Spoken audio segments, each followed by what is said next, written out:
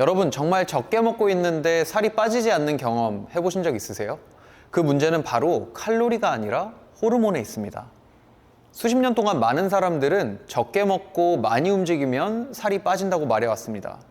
이것이 바로 에너지 밸런스 이론, 즉 칼로리 인, 칼로리 아웃 가설이죠.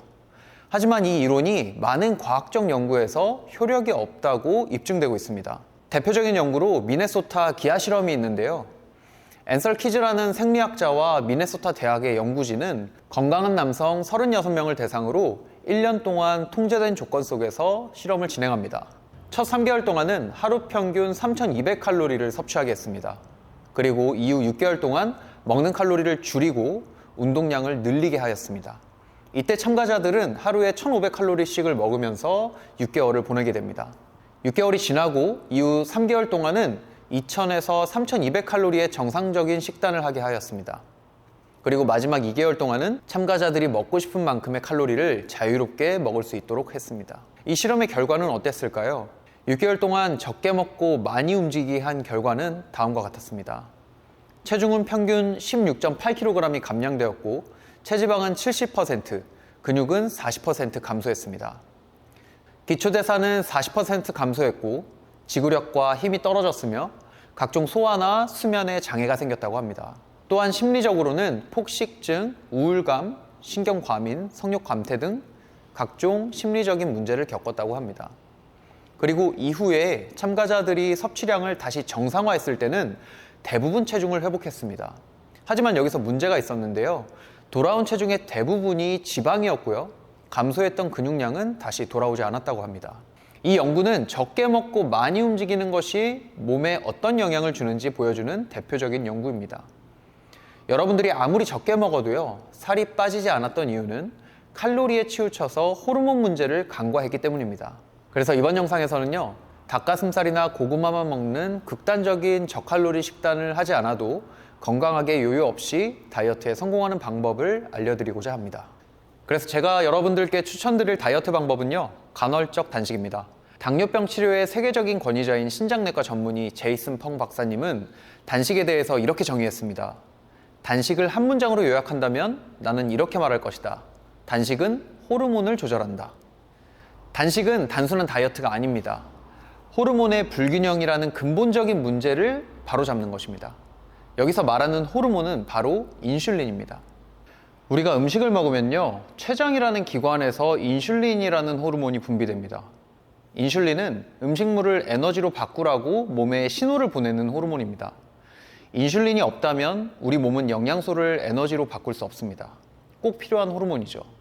그런데 뭐든 과유불급이라는 말이 있잖아요. 우리가 조금만 먹더라도 너무 음식을 자주 먹어서 인슐린에 과도하게 노출되면 어떨까요? 인슐린에 내성이 생기게 됩니다. 그러니까 인슐린이 나와도 영양소를 에너지원으로 제대로 처리를 못 해주는 거예요. 그러면 결국 어떻게 될까요? 적게 먹어도 인슐린 저항성으로 인해서 쉽게 살이 빠지지 않는 몸이 됩니다. 그리고 인슐린 저항성이 생기면 세포가 에너지를 제대로 받지를 못하기 때문에 뇌가 지금 에너지가 부족하구나 라고 감지하게 됩니다. 그래서 몸에서 에너지 사용을 줄이고 식욕은 높여서 외부로부터 더 많은 에너지를 섭취하려고 합니다.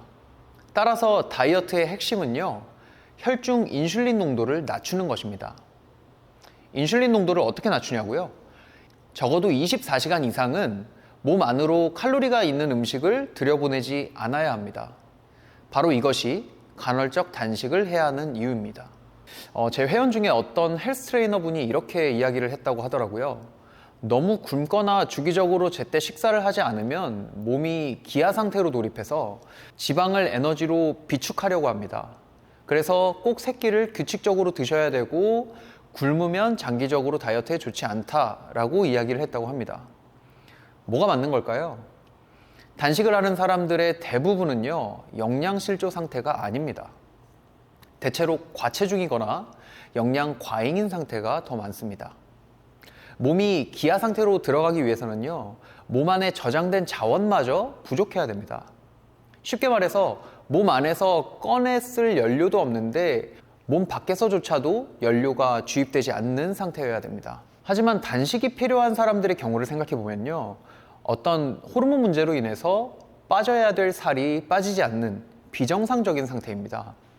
따라서 일정 시간 동안 섭취를 중단함으로써 체내에 충분히 저장된 연료를 사용하게 만드는 것이죠. 이러한 과정을 통해서 호르몬 문제도 해결하고 체중도 감소하게 되는 것입니다. 결국 여러분들이 먹는 것을 줄였는데도 불구하고 살이 빠지지 않아서 걱정하고 있는 상태라면 기아 상태로 돌입할 걱정은 하지 않으셔도 됩니다. 사실 저는 어떤 것이든 흑백 논리에 빠지는 것이 정말 위험하다고 생각합니다. 내가 과거에 안다고 생각했던 지식도 시간이 지나면 완전히 틀렸다고 밝혀지는 경우도 많으니까요. 그래서 저는 칼로리적 관점과 호르몬적 관점, 이 두 이론을 접할 때 어느 한쪽에 극단적으로 치우치는 것을 상당히 경계했습니다.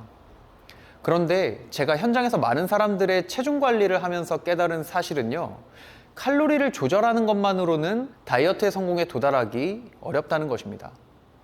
하지만 아직도 현장에서 만나는 전문가들을 비롯한 많은 사람들이 칼로리만 낮추면, 그러니까 적게 먹고 많이 움직이면 살이 빠지는 거 아닌가 하는 단순한 칼로리적 접근에 사로잡혀 있다는 것을 알 수 있습니다.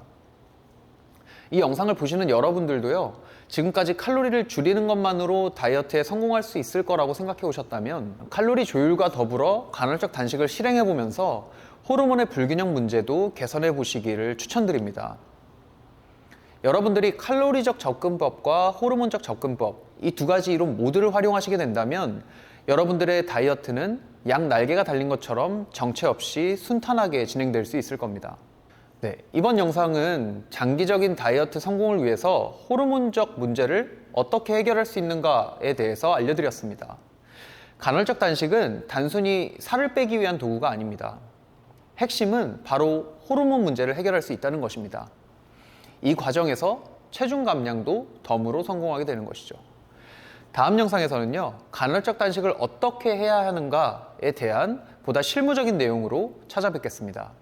영상 시청해 주셔서 감사합니다.